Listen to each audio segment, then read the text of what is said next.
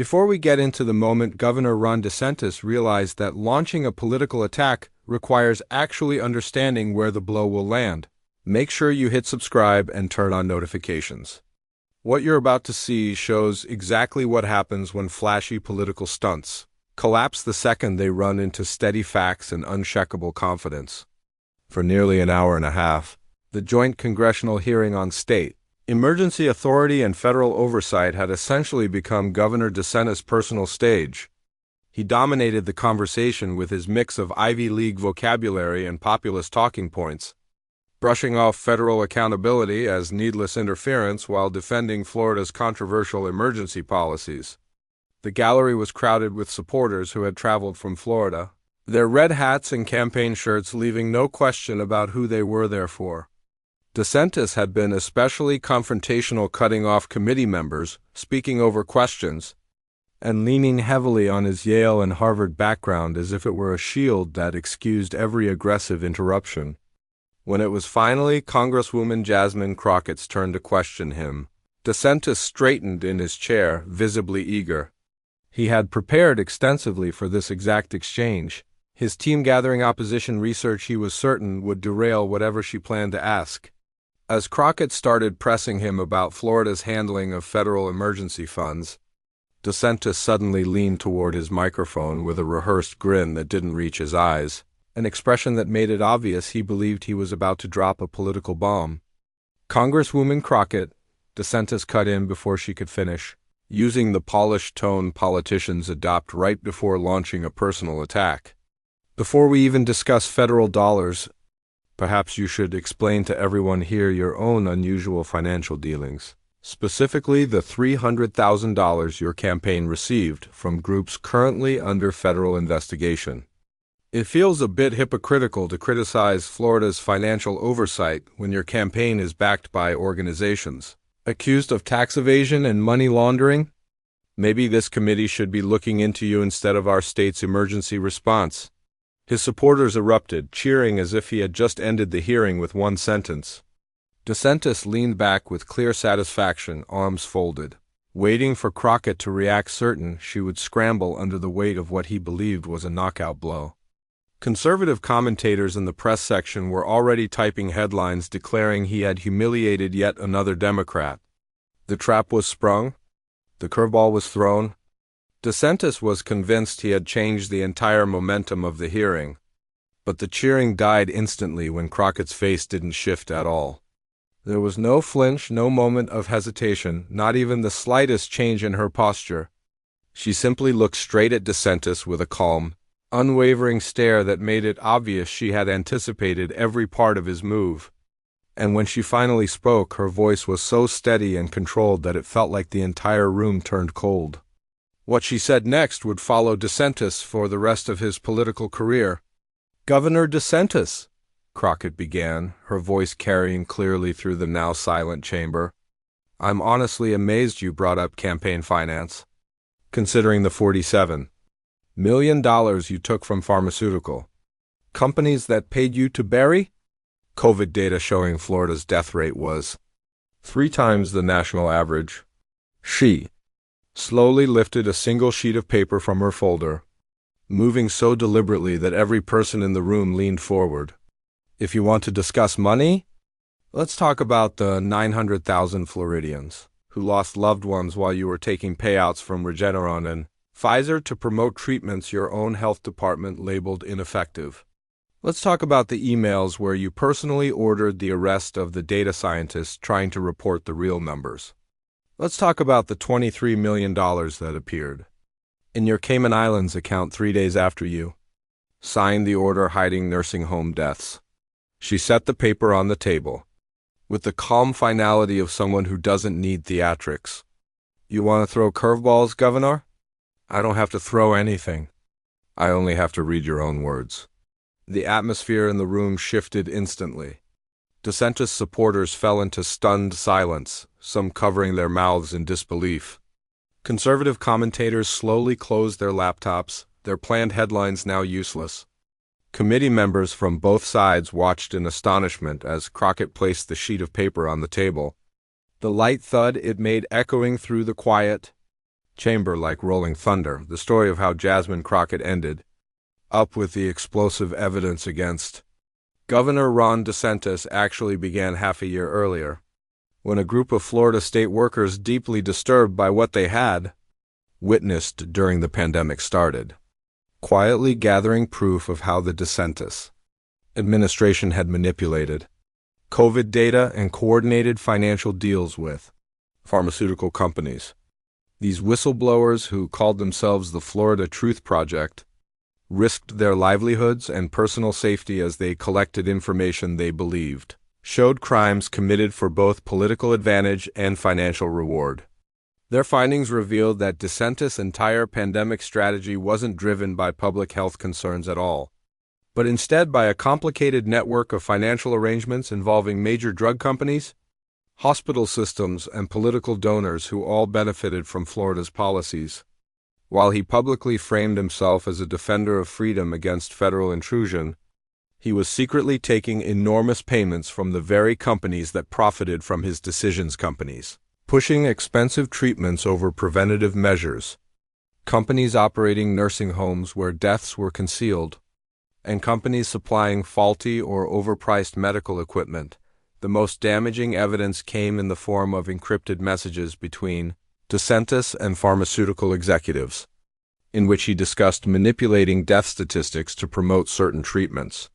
In one message, he admitted that releasing accurate numbers would weaken public confidence in the products these companies were selling.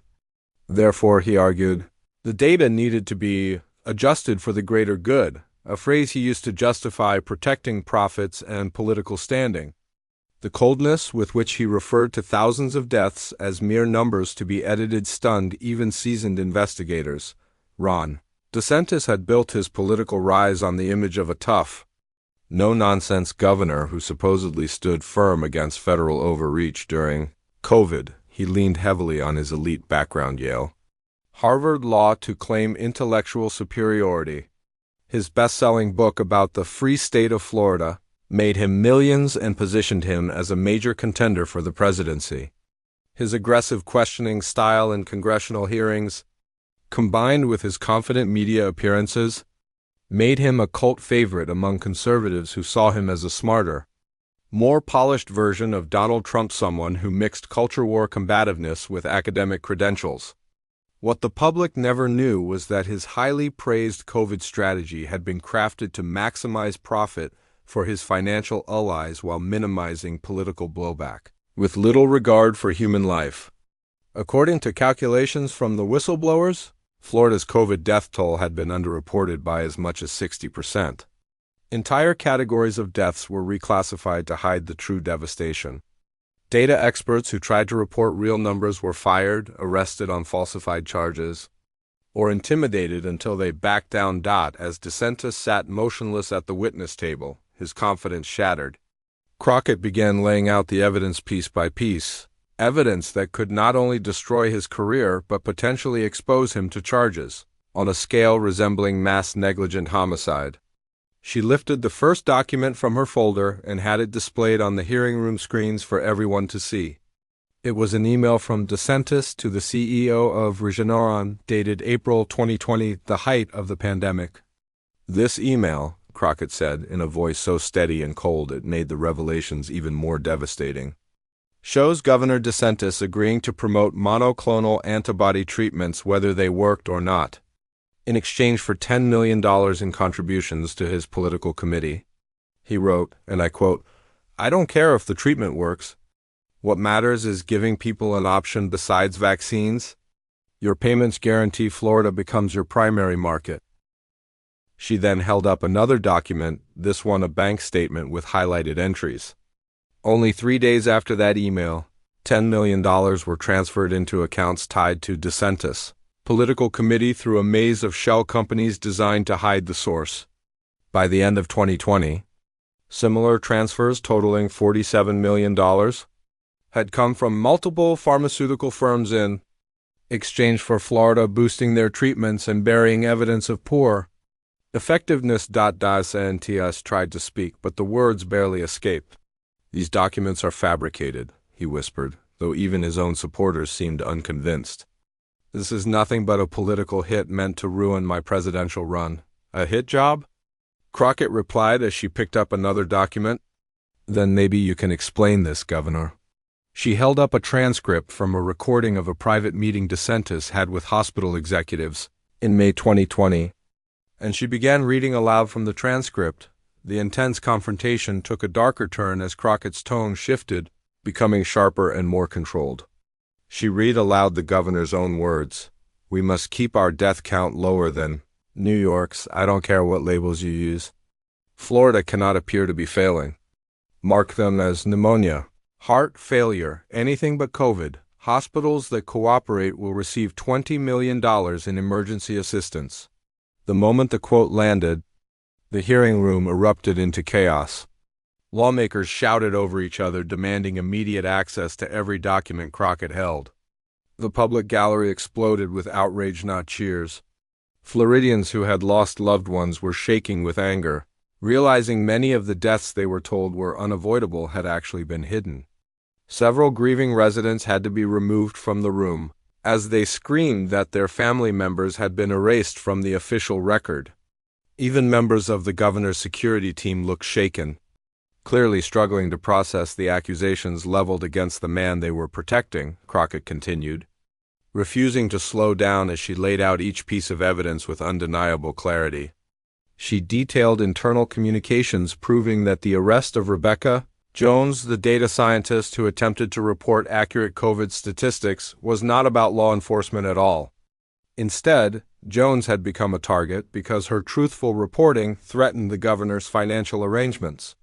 Crockett also presented proof that DeSantis had ordered police raids on the homes of scientists and journalists who questioned his data, using state power to silence anyone who tried to expose inconsistencies. The next revelation stunned even the most seasoned observers. Crockett revealed records showing that the governor had created a special unit inside the Florida Department of Health solely to manipulate statistics, ensuring that numbers always matched whatever political message or financial deal benefited him that week. Then she lifted a folder marked with bright red warning labels. Inside were death certificates obtained by whistleblowers at great personal risk. She held up the first certificate for cameras across the country to see. A patient who had clearly died from COVID-19 had been officially recorded as dying from natural causes. The next certificate showed an elderly woman who suffocated from COVID-related respiratory failure, yet her death was filed as heart disease. One after another, Crockett held up more certificates, each revealing the same pattern. According to whistleblower records, more than 300,000 deaths had been deliberately mislabeled so the true impact of the pandemic in Florida would never reach the public. Then revealed financial documents showing that major nursing home corporations had paid the governor millions of dollars in exchange for avoiding inspections and reporting requirements policies that would have exposed the real death toll inside those facilities. In return for these payments, DeSantis issued executive orders blocking families from suing over COVID deaths and cutting off investigators from accessing crucial records. These companies continued collecting government funds, avoiding accountability while vulnerable residents died in staggering numbers. Then came the most shocking revelation of all. Crockett pulled out a final document, her voice trembling slightly as she introduced it. It was an internal memo written by the governor himself. In it, he outlined what he called the acceptable loss threshold, calculating that Florida could withstand up to 500,000 COVID deaths without damaging his political future. He wrote, "Older populations die anyway. If deaths remain concentrated in groups that do not support me politically, the narrative of open for business can be maintained." The hearing room exploded. Even Republicans who had defended DeSantis earlier looked horrified. Senator Marco Rubio, sitting in the audience to show support, stood up quietly and left the room, refusing to answer questions. Families of COVID victims began crying openly as they realized their loved ones had been reduced to political calculations and written off as expendable. DeSantis made one last attempt to defend himself, trying to muster his usual legal confidence. "Congresswoman, you are taking these documents out of context.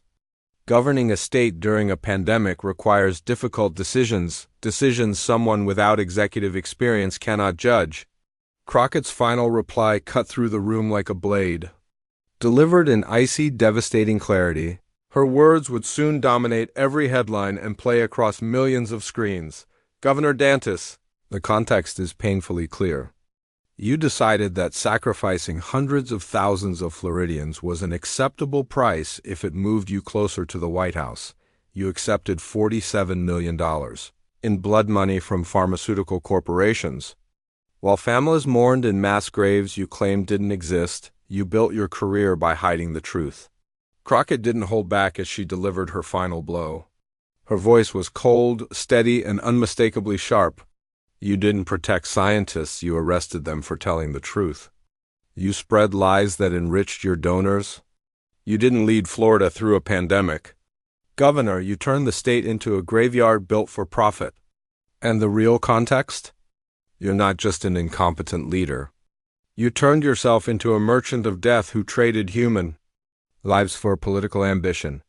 What followed her explosive statement was complete political mayhem, something rarely witnessed in modern American history.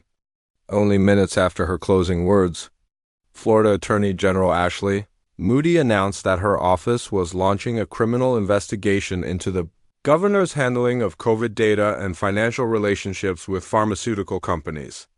The speed of this move made it clear law enforcement had already been preparing for this moment and had been waiting for the information to become public. Within hours, the U.S. Department of Justice opened its own investigation. Attorney General Merrick Garland stated that the intentional manipulation of death statistics during a national health crisis constituted a serious federal offense. That very night, FBI agents raided the Florida governor's mansion. News cameras captured agents loading boxes of documents into vans as helicopters filmed overhead. The image of federal officials searching the office of a sitting governor while he was still in Washington became the defining symbol of the scandal. Independent epidemiologists and data experts were immediately brought in to review Florida's COVID statistics. Their initial findings were horrifying. They estimated the true death toll to be between 250,000 and 300,000, making Florida the deadliest state per capita during the pandemic. Worse than New York, worse than California, and far worse than the picture DeSantis had painted. The deliberate misreporting had concealed a disaster that could have been prevented with honest leadership and basic public health measures. Pharmaceutical companies implicated in the scandal scrambled to escape blame. Regeneron claimed it was cooperating fully with investigators and insisted its multi-million-dollar payments to DeSantis were simply consulting fees, though the company could not explain what kind of advice justified a $10 million payout. Pfizer released a statement denying knowledge of any quid pro agreements. Despite emails showing executives discussing payment for promotion arrangements directly tied to the governor, the political collapse for DeSantis was immediate. His already struggling presidential campaign disintegrated in a matter of days. Major donors severed ties instantly, refusing to be associated with what was quickly being described as the largest public health scandal in American history. Even his own lieutenant governor publicly demanded that he resign, saying Florida needed leadership that valued human lives over money. The Florida legislature, Republican-controlled, initiated impeachment proceedings. Former allies now rushed to distance themselves, understanding that supporting DeSantis meant political suicide. Families who had lost loved ones to COVID in Florida began organizing what would become the largest class action lawsuit in U.S. history. Lawyers estimated damages exceeding $100 billion, a number so large it threatened to bankrupt the state entirely. The emotional testimonies from families who discovered their relatives' deaths had been hidden and labeled acceptable losses created a firestorm of public outrage. That made DeSantis' future in office impossible. 1 week after the hearing, Ron DeSantis resigned as governor of Florida. He claimed he needed time to clear his name, still insisting the allegations were fabricated. His resignation speech was delivered to an empty room. Even conservative media declined to broadcast it live. A man once promoted as a top presidential contender was now politically radioactive. Within days, his photos were removed from Republican offices. His name was scrubbed from party websites, and GOP leaders acted as if he had never existed. Then came the criminal charges unprecedented for a sitting governor. DeSantis faced 43 federal counts, including conspiracy to defraud the United States, violations of national health laws, racketeering linked to the pharmaceutical payment network, and criminally negligent homicide for policies that had intentionally increased deaths for political gain. State prosecutors filed their own charges in Florida, arguing that he had violated his oath of office in the most extreme way possible by allowing citizens to die. For personal advancement, the trial began 8 months after the explosive hearing. Testimony revealed even darker details. Witnesses described weekly meetings, DeSantis referred to as death pool sessions, where staff jokingly bet on how many Floridians would die each week and whether they could keep the numbers low enough to avoid national attention. Former health department workers explained how they were ordered to destroy accurate records and produce falsified ones to match whatever narrative the governor needed at the time. Families across Florida described the agony of trying to get answers about how their loved ones died, only discovering the truth when whistleblowers exposed the hidden data. Many testified that they had spent months begging state officials for honest information, only to be misled again and again. Their stories painted a devastating picture of intentional secrecy and manipulation. DeSantis' legal team attempted to argue that every governor faced impossible choices during the pandemic and that criminalizing those decisions would set a dangerous national precedent. But this defense collapsed quickly. Prosecutors proved that DeSantis' actions were not difficult public health decisions. They were deliberate choices shaped by money, political gains, and secret agreements. Internal records, emails, and payment trails made it clear his decisions were motivated by profit, not safety. And the jury saw through every attempt to frame the case as politics. The jury deliberated for just 6 hours before returning guilty verdicts on every federal charge. When sentencing day came, the judge delivered a blistering statement, declaring that DeSantis' conduct represented a level of betrayal so severe that anything less than a significant sentence would insult the memory of those who died. DeSantis was given 25 years in federal prison. The fallout reshaped the country. Congress passed the Public Health Transparency Act, making it a federal offense to intentionally falsify disease data for political benefit. States were now required to feed all health statistics directly into national databases that politicians couldn't alter or hide. Pharmaceutical companies were barred from giving anything of financial value to government officials, beyond tightly regulated research grants. Overnight, the era of secret deals and politically spun health numbers ended for Jasmine Crockett. Her confrontation with DeSantis instantly cemented her standing as one of Congress's toughest investigators. Her ability to stay perfectly calm while unveiling explosive evidence became legendary. Universities started using the moment she dismantled DeSantis' accusations as part of coursework on political accountability.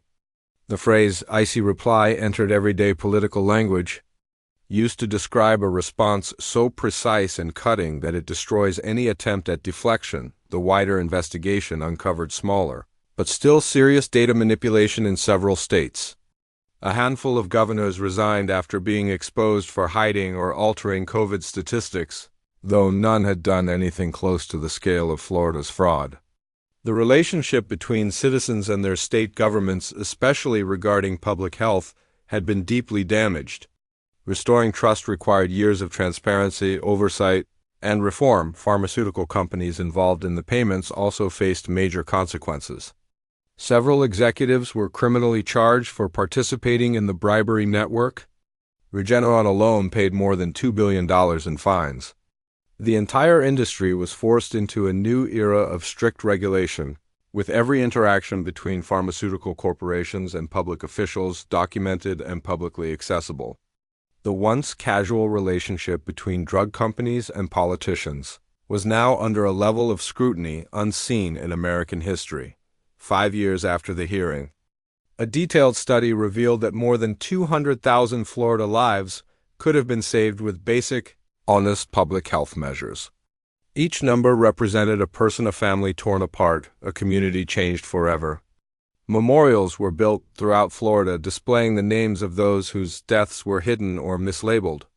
These sites served as a lasting reminder of the cost of political corruption and data suppression. The phrase "throwing curves," once used to describe a clever political counterattack, carried an entirely new meaning after the DeSantis scandal. It became understood that launching accusations to distract from real questions was a dangerous gamble, especially if your own record couldn't survive scrutiny. DeSantis learned this the hard way. His attempt to smear Crockett only gave her the perfect opening to expose evidence that shocked even seasoned political observers, the image of DeSantis' smug confidence fading the moment Crockett calmly set down the death certificates became one of the most iconic political moments in modern history. It captured the exact second when theatrical politics collided with hard evidence, when a manufactured attack collapsed under the weight of undeniable truth. The governor who built his national profile on aggression, academic credentials, and bluster had been reduced to speechless silence by a single sheet of paper and a response so cold, so factual, and so unforgiving that no spin could rescue him. If this investigation into one of the darkest failures in American public health has shown anything, it's that political ambition and greed can cost hundreds of thousands of lives, and that the country depends on leaders willing to expose corruption, no matter how powerful the opponent. Make sure to subscribe and turn on notifications, because we'll continue following these investigations and revealing how those entrusted with protecting public health use their authority for profit, power, and deception.